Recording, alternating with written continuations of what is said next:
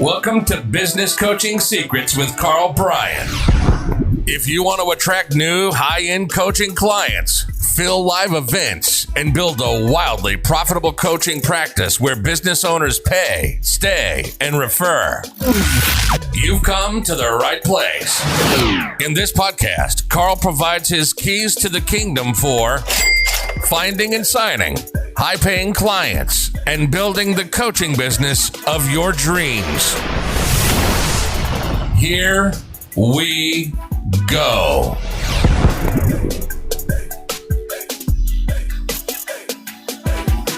Ladies and gentlemen, boys and girls, coaches around the world, welcome to another episode of Business Coaching Secrets. It's your boy, the Road Dog, with none other than the man, the myth, the Caribbean legend, Karl Bryan is in the house.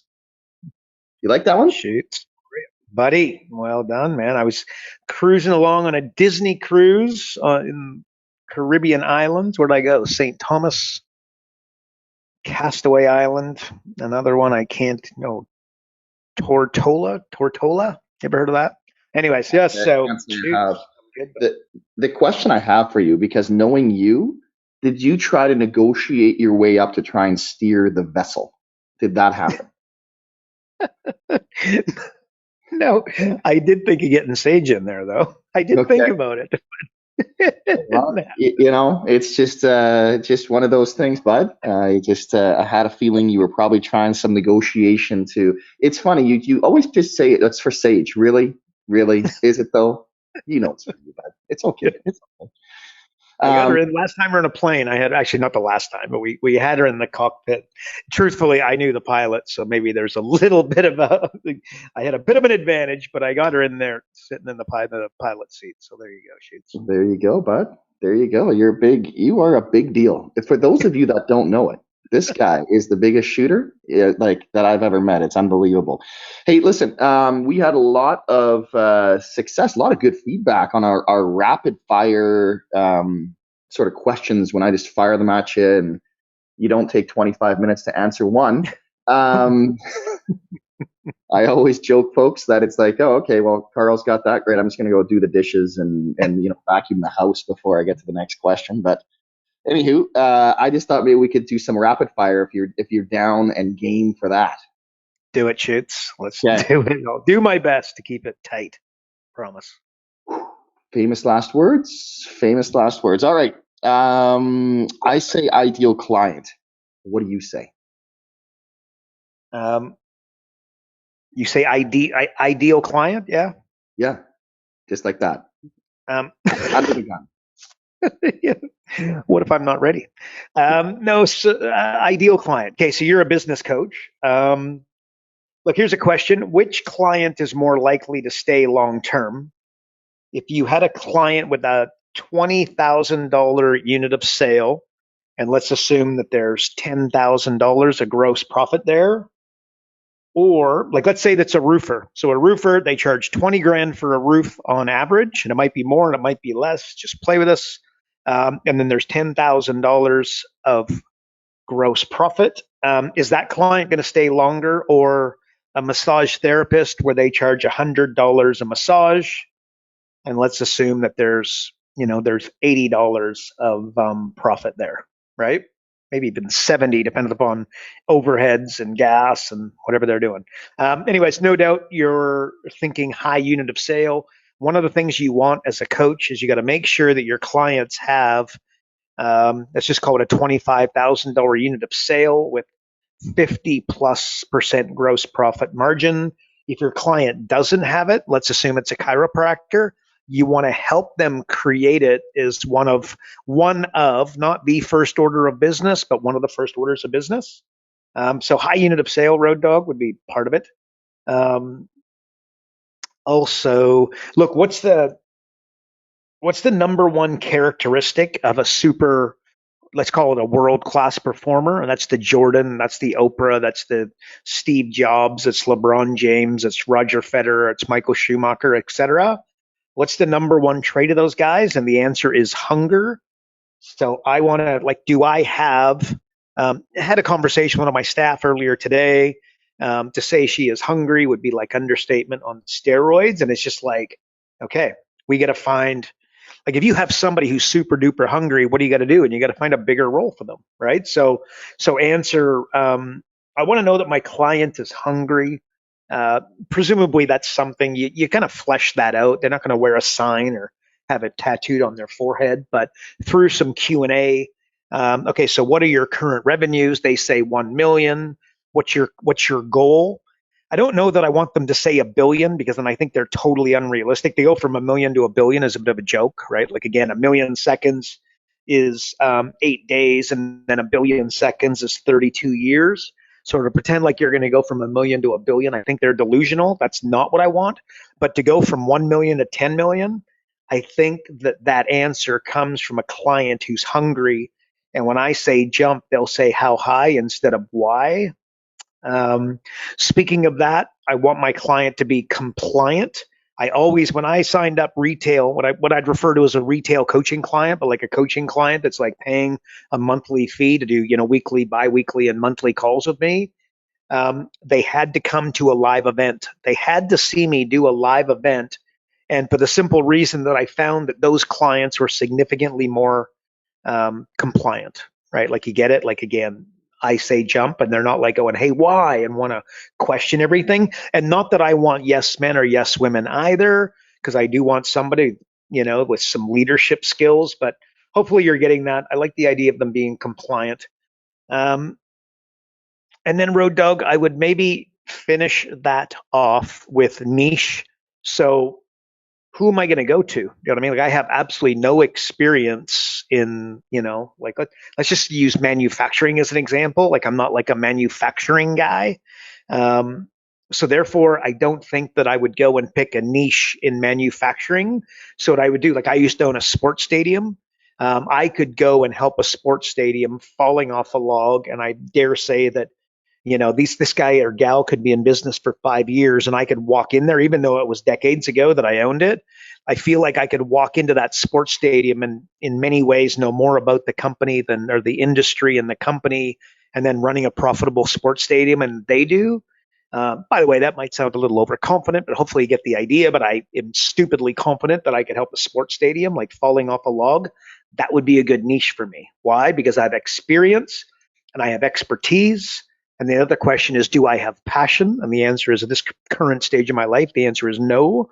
So I am not going to help a sports stadium anytime soon, but I will help a business coach because that's where my passion lies. But my way of saying, Shoots, I would encourage them to think about going to a niche. And then when they're thinking about what kind of niche, I'd be thinking about what are my passions, what are my experience tell me, and what does my expertise tell me?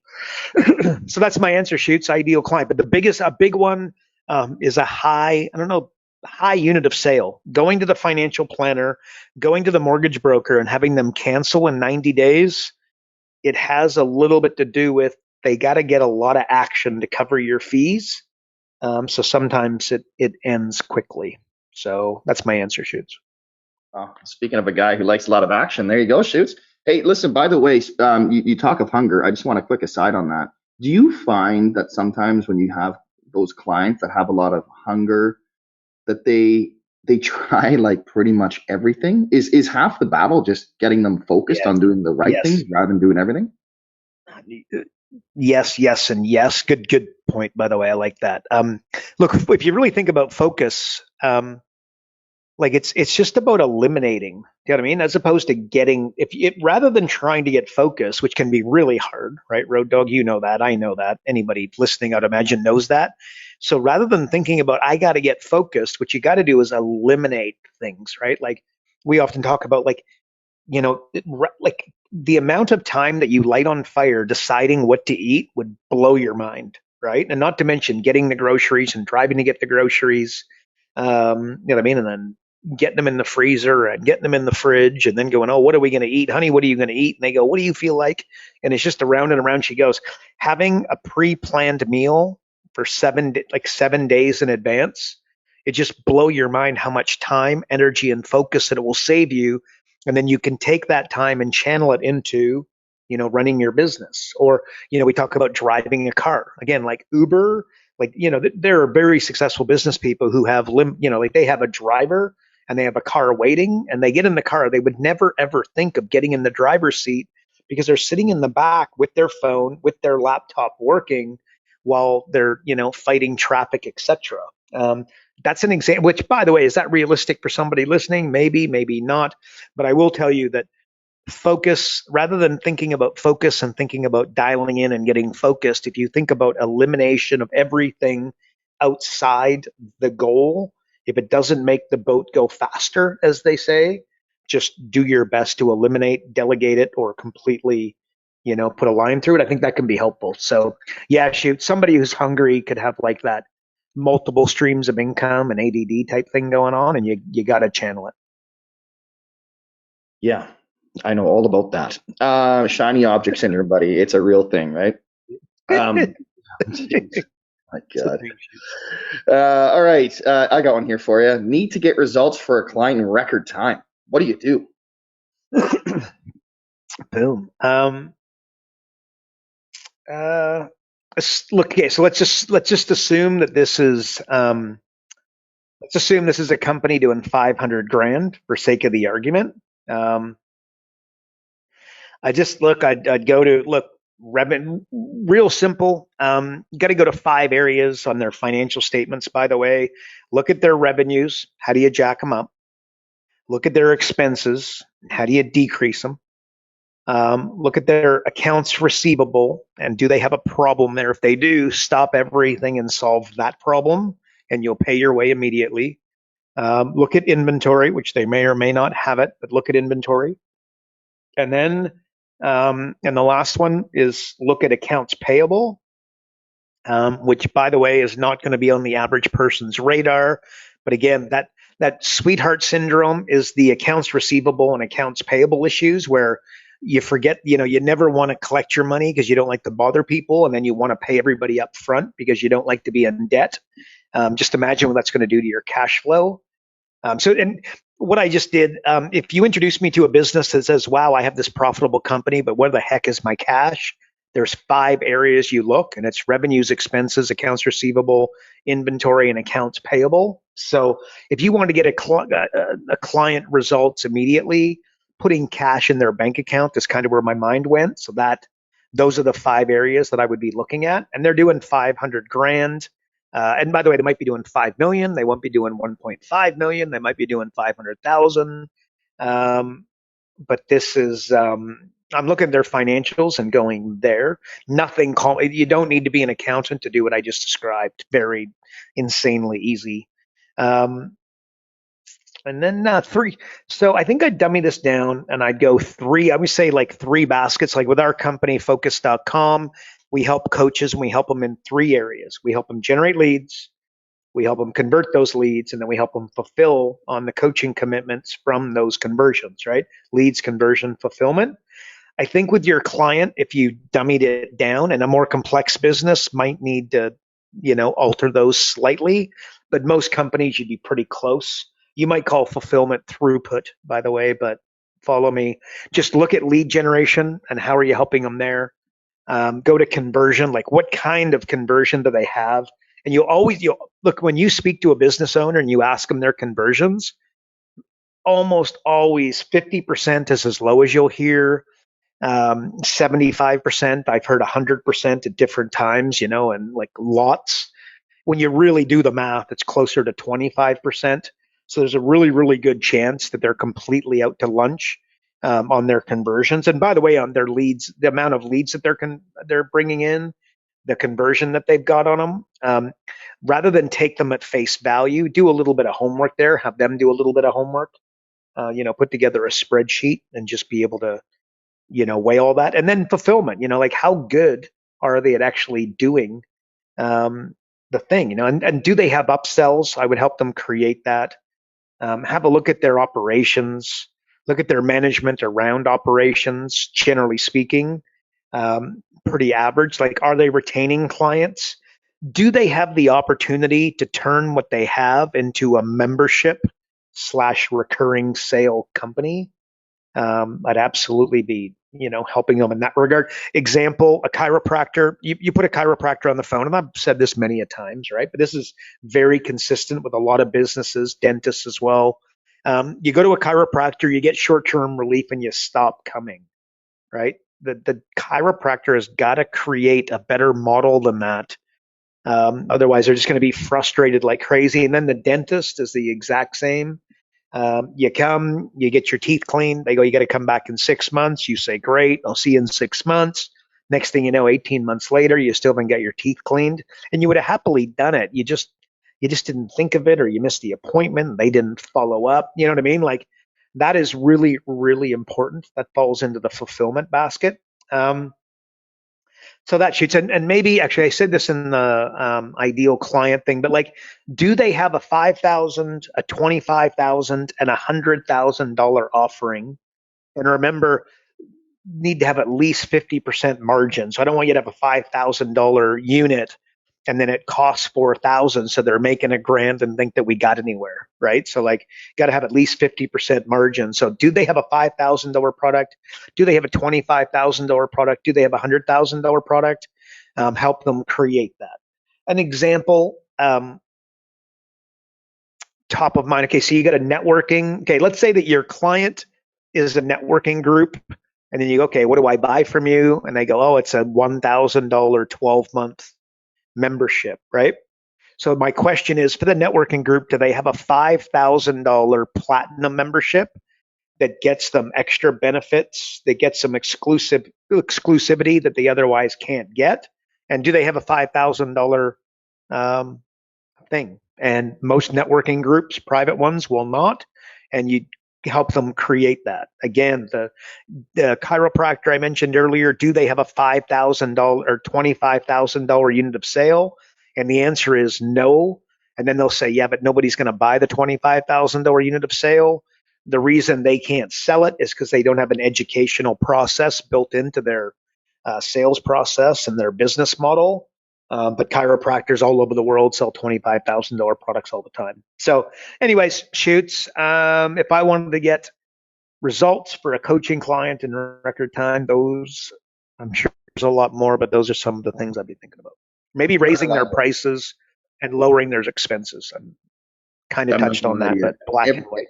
Everything you just listed, there's so much there. It's almost overwhelming. It's funny how it's almost contrary to the question before of the, getting focused, right? Yeah. It's just like, how can you, maybe this is a good question. How can you become an ideal coach? Ooh. So, there you go. Like, I think, is it just narrowing in on a few things that you just do so well, and then the other stuff is just gravy on top? Like, I just think that there's definitely something there, right? Now, with that, go ahead. Yeah, keep going.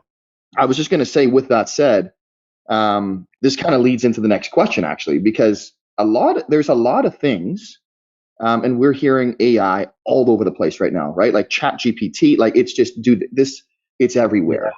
So I guess, because the question is, how can AI help you get clients?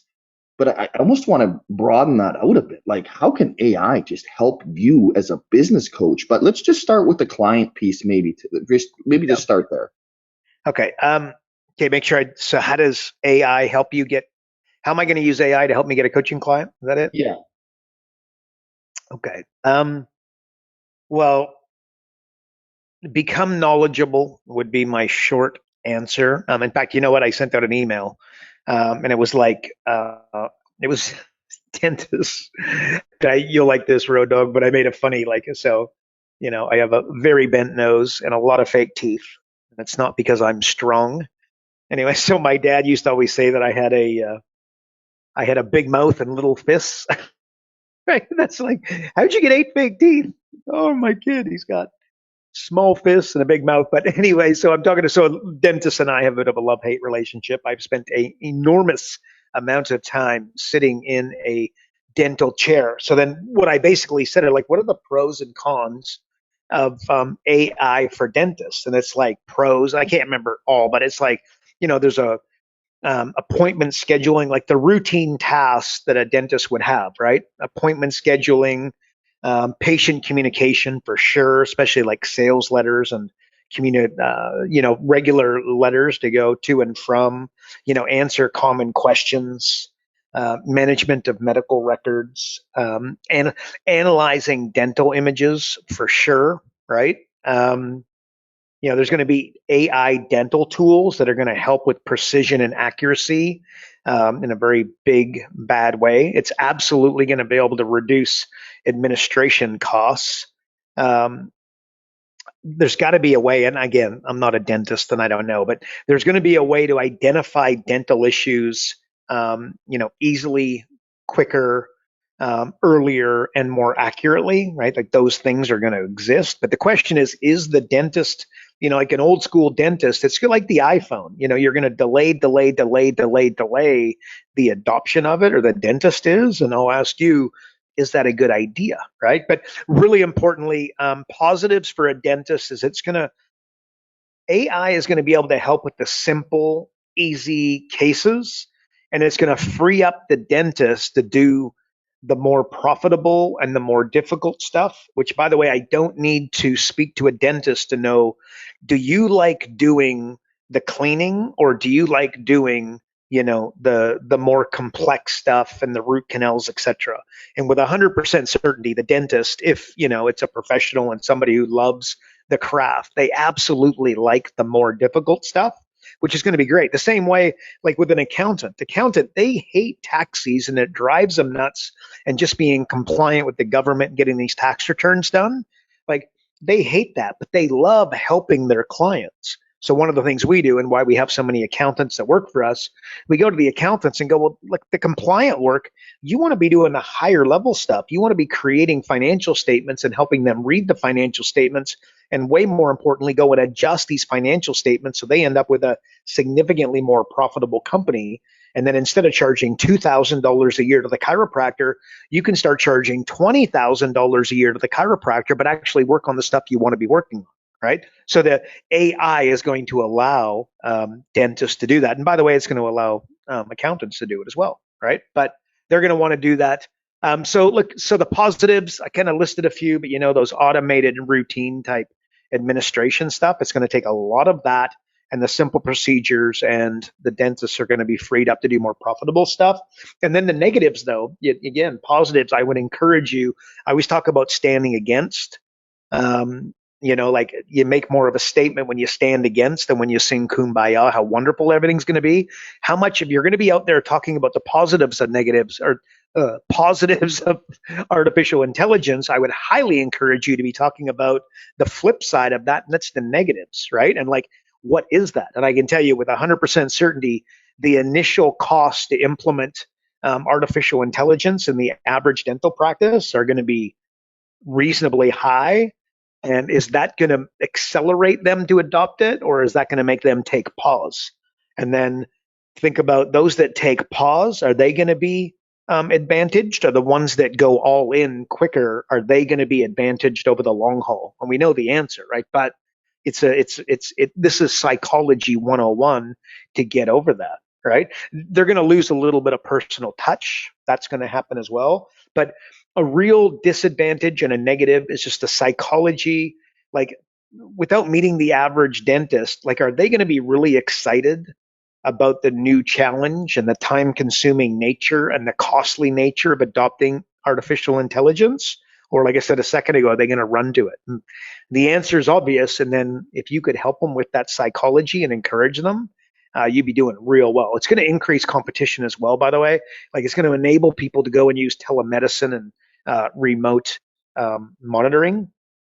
So that, is a negative. And I think that they should be, I think they should be on point. So I'm trying to think. There was some other negatives. I literally wrote this last night, by the way. But privacy, like privacy, right? Like, when you go to the dentist, you got to fill some stuff out, and then you got to like talk about, like some medical concerns or medical issues that you might have. Like, you know what I mean? Like, that can't be a fun thing to be writing on the dental dealio. What if that information became a little more, do you know what I mean? Like, that could be a negative for sure. So the bottom line is, Road Dog, okay, what did I just say? You want to get clients using AI like anything, everybody loves the teacher. When you can educate people, you'll just go into a different category in their, in their, what am I trying to say? Their not attractiveness, but you know what I mean? Like their connection, their rapport that they feel with you. So I'd be educating them similar to the way I just did. And I've got to tell you, what I said in the email is something to the effect of, if I'm at a dentist and I spit, look, here are some of the positives I see for you. And then here are some of the negatives. And I listed, like 3 and 3 or 5 and 5. Um, I don't know, whatever I say after that, I got to tell you, there's a really, really good chance, assuming I've got some confidence and some mojo. But I say, look, if you'd like to get together for 15 minutes, I would be more than happy to provide you that 15 minutes. And you and I could chat about this a little bit more in depth, and you could speak to me a little bit about your concerns and what you're seeing, and what you see, with yourself adopting AI. And I would be too happy to guide you. I think that would be a really easy call to schedule. And then, by the way, I'd get them on the call and I would very, very quickly turn them from, look, AI is great and we should be on top of this, but hang on, let's have a look at your current business and make sure that you're operating on, all cylinders. Like, let's have a look at your pricing. Let's have a look at the model that you're following. Let's have a look at, your admin. You know what I mean? Like, basically, then what I'm doing is selling them on, like, in our world, we would get together and do 100 grand in 45 minutes without them spending an extra dollar on marketing or advertising via profit acceleration software and the Jumpstart 12. But ultimately, I'd be asking them questions, do you have goals written down for your company? Do you have a sales process? Have you ever looked at your P&L? Have you ever, looked to tighten the expenses on your P&L and how to look at what kind of impact that would have on your profitability? Yada, yada, yada, yada, yada. I'm asking them questions around that. Do you have a brand? When I look at your website, does it look the same as your ad? And does that look the same as your business card? And the answer, do you have a business plan? Do you have a marketing plan? I'm going to be getting like no, no, no, no, no, no, no. And that's like little cut, little cut, little cut, little cut, little cut. So it's really easy after that process, which is the one that we teach with the software, to say, look, do you want a little bit of help with all this stuff? And they're like, oh my gosh, I'm so blessed that you came into my world. Absolutely. And how much is it going to be? And next thing you know, you got a coaching client. So shoots, there's a few different things I would be doing with AI, but I'm becoming knowledgeable myself. Pros, definitely cons in a specific industry, and all of which, initial costs, personal touch, increased competition. This is going to be the same in like a lot of industries. Do you know what I mean? So yeah, that's my answer, Shoots. That's what I would say. That's what I would do.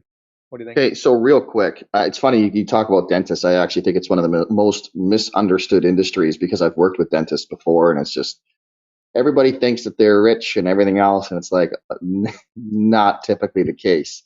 But I want to ask you, because when you're talking about all the things that you can automate, right? It reminds me of all the things that a lot of people just don't do. So off the cuff question here, recessionary times. Okay, so in that time space right now where there's going to be a lot of shifts, what industry do you think has been the most complacent, that is going to suffer the most? Ooh, good question. And I What realize industry? I'm totally putting you on the spot here, but I'm just curious. By the way, do you have somebody? I'm curious if you have somebody. Like, do you have a niche in mind that you're looking? Who? He think we don't do the same I always thing. Dude, I always take a look at realtors, right? When the market's good, it's like, oh, this is mortgage brokers. This is the easiest business in the world, right? Yeah, of course. Times are good. Interest rates are low. Like, it's amazing how many people, interest rates in Canada are now going back up to, for a mortgage, like 5.5%, right? To you and I, that's still a good rate. Like, that's nice, right? To a lot of people, they're like, oh my gosh, 5%. They never experienced 10, 12% mortgage rates before, right? So I just, that So part that's is good. interesting. So I'm going to answer just business.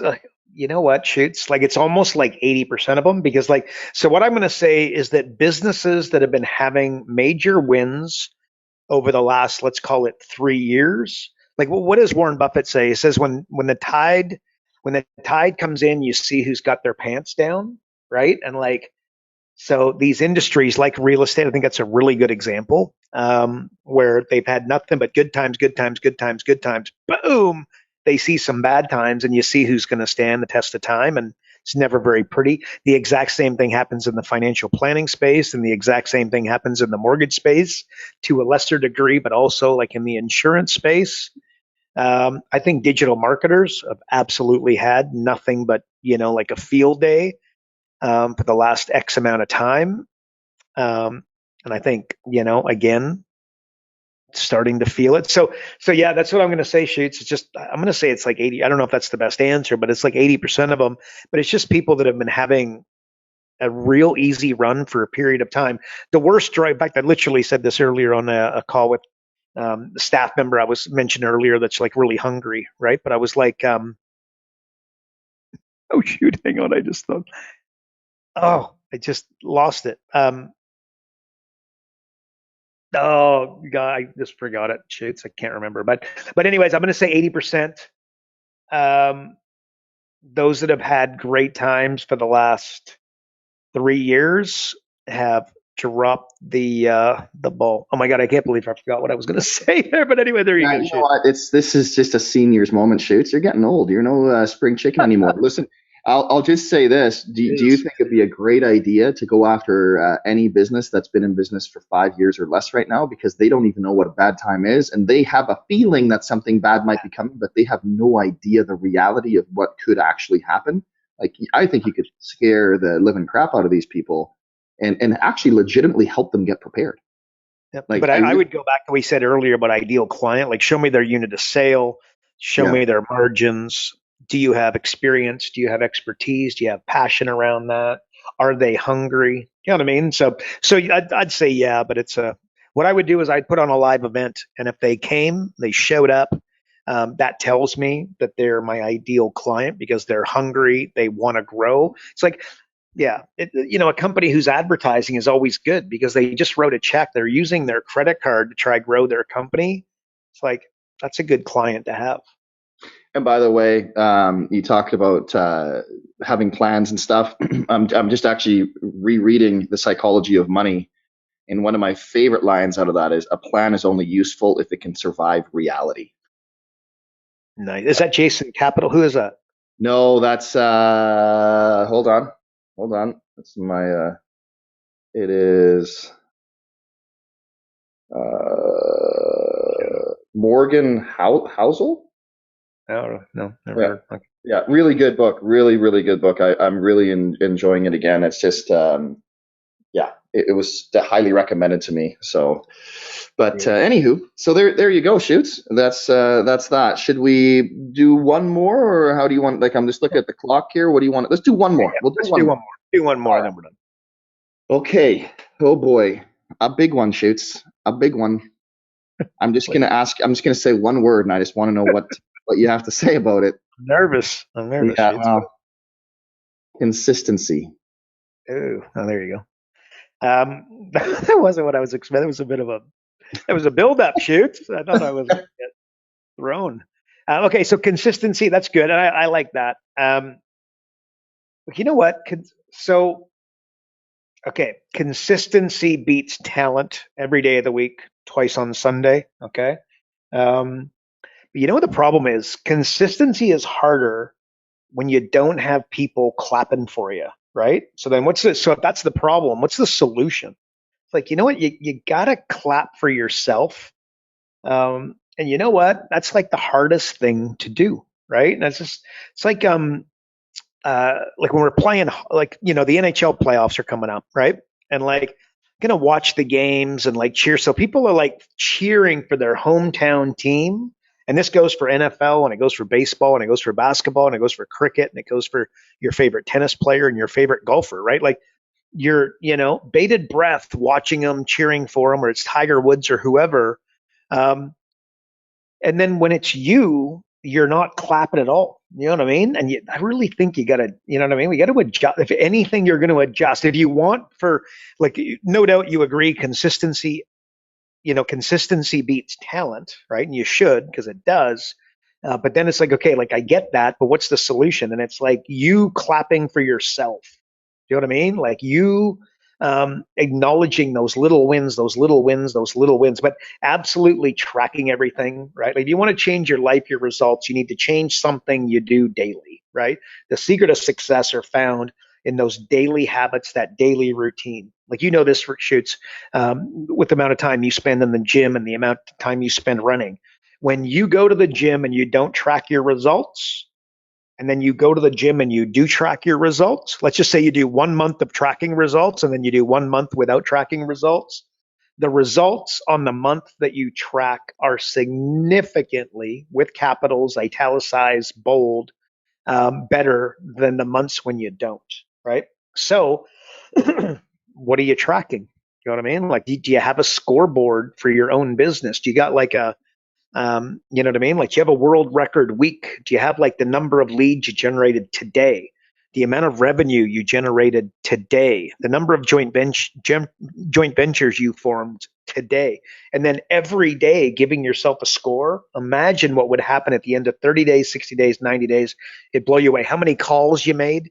How many times did you pick up the phone today? How many prospective clients did you speak to today? How many, how many comments on social did you do today? I can't remember what did Gary Vee say. He says, give your 2 cents 90. I might be messing it up, but it's like 2 cents. Give your 2 cents 90 times a day. And what he meant was make 90 comments on social, and your 2 cents is the comment. And at the end of, again, a day, a week, a month, 90 days of doing that many comments every single day, well, according to him, and it worked out pretty well for him, you'd be really, really, really, really busy. So at the end of the day, consistency, it's absolutely a hack. It's like pro athletes are full of small towns filled with people that were better, that were faster, that were stronger. You want to know why? And sure, there's a little bit of luck and there's a bit of natural talent in there, but the truth is that the ones with talent, the ones without talent that made it to the big leagues, don't need to meet him to know that they had consistency. It's like Michael Phelps shoots, right? Like he came out, I mean, it's a number of years now, but he came out and he was like he almost didn't swim in the Olympics. He was just so, depressed and, I mean, really, really challenged individual, which most super performers are very, very challenged individuals, right? Just get used to that. The surface and below the surface are two very, very different things. And he just said like it was a total dog's breakfast. But if you look at him, he had done so much training and was so consistent for the last, I'm going to say 50, I don't know what it was, but like 15 years of training, that it really didn't matter if he didn't train the day or the day before the Olympics. And he still went on to win whatever it was, an insane amount of gold medals. I mean, he's won more gold medals than many countries, right? But at the end of the day, supremely talented guy.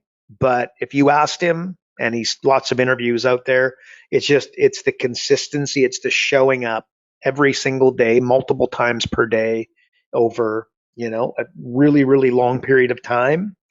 That's the hack. That's the difference between Michael Phelps and the other swimmers that might have beat him when he was young, is he was talented but consistent, and they were talented but inconsistent. Boom. And by the way, Michael Phelps might not be the best example there, but no doubt everybody's picking up what I'm putting down. Consistency beats talent.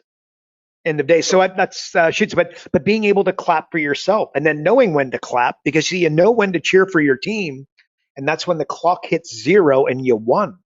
And you won game, you win if it's a 7-game series, when you won 4 games, you know when to clap. My question is, individually, do you even know when to clap? And I think what happens is like what's the reward for the next level? And it's a desire for the next level. Well, got to be careful with that, right? You're not clapping for yourself. What do you think, Shoots? Do you like that? That's, I don't know, consistency. It's sort of like, you have yet to find a mirror that you didn't admire. So it's same sort of principle. Oh, come on. Bill, I want to ask you real quick though. Who was your first role model in terms of consistency that inspired you to start being more consistent? Michael I don't know if this is the right answer, but the answer that comes to mind by a long way, Michael Jordan. There was a time, like, you've seen my office my office in Canada there. I had a picture of I had a picture of Steve Jobs up with my family. Might be a little embarrassing, but Michael Jordan was like right there. And there was a time when I was like really, really, really into Michael Jordan. Like I just loved the guy. So his, and I don't know that it was his consistency that drove me, more his hunger drove me, right? He was just so ruthless with wanting to be the best. Like one of the things, actually, our mutual buddy Hunsey, I actually sent him, this was a while ago now, but like, on my daily, I go to my calendar every single day. It reminds me to watch a Kobe Bryant, 15-minute Kobe Bryant video where he's getting interviewed, and he's just talking about just, level of hunger, and has no interest in, being mediocre at anything. And when he did something, he did it 100 miles an hour, specifically basketball, by the way. And so I'm going to put Michael Jordan, his consistency and hunger, I really, really gravitated towards and absolutely inspired me. But I also just want to put the late, great Kobe in there because he also, I think if you put Jordan against Kobe, that Kobe wins in consistency, but I think Jordan wins in the hunger game. So that's going to be my answer, Shoots.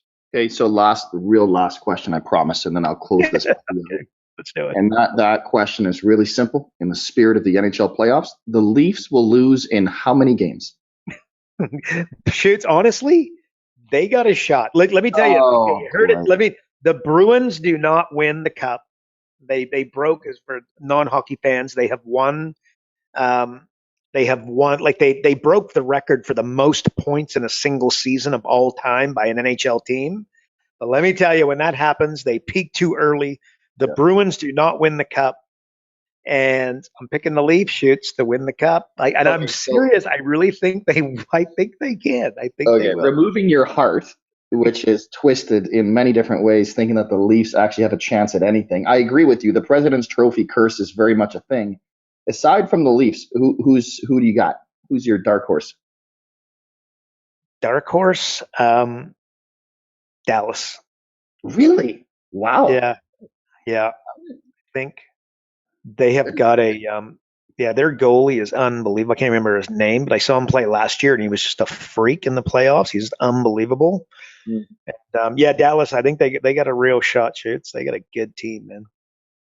All right. Well, there you go, folks. You heard it here first. You know what to do when Karl says something. Typically, the opposite happens when it comes to sports betting. So there you go. We should tell him, like, my Road Dog, remember, I literally put this out there on Facebook.